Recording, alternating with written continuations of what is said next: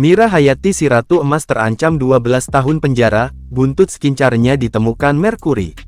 Mira Hayati si Ratu Emas bakal segera ditetapkan sebagai tersangka di kasus skincare berbahaya.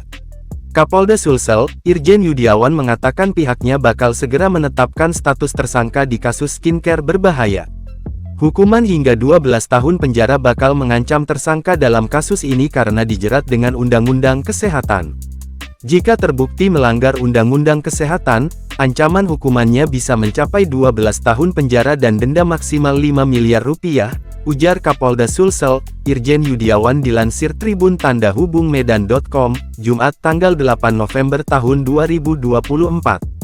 Selain itu, Kapolda Sulsel juga mengungkapkan kemungkinan penerapan pasal tindak pidana pencucian uang (TPPU) dalam kasus ini. Jika ada aliran dana yang tidak wajar, kami juga akan menelusuri penerapan pasal TPPU sesuai dengan Undang-Undang Nomor 8 Tahun 2010, tegasnya. Hingga berita ini dibuat, Tribunnews.com masih mengkonfirmasi Mira Hayati soal produk skincare-nya yang terbukti mengandung merkuri.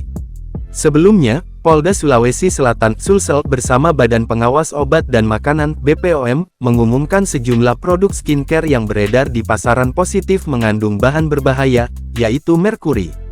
Pengumuman ini disampaikan dalam konferensi pers yang diadakan pada Jumat tanggal 8 November tahun 2024 oleh Kapolda Sulsel, Irjen Pol Yudiawan, didampingi oleh Dirkrimsus Kombes Pol Dedi Supriyadi, Kepala BPOM Makassar Haryani, dan perwakilan Dinas Kesehatan Provinsi Sulawesi Selatan.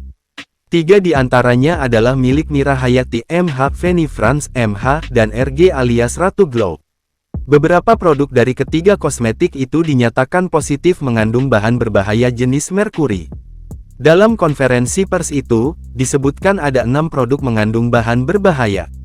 Keenam produk itu yakni, FF Feni Frans, Ratu Glow, Raja Glow, RG MH, Mira Hayati, Maxi Glow, Besti Glow dan NRL.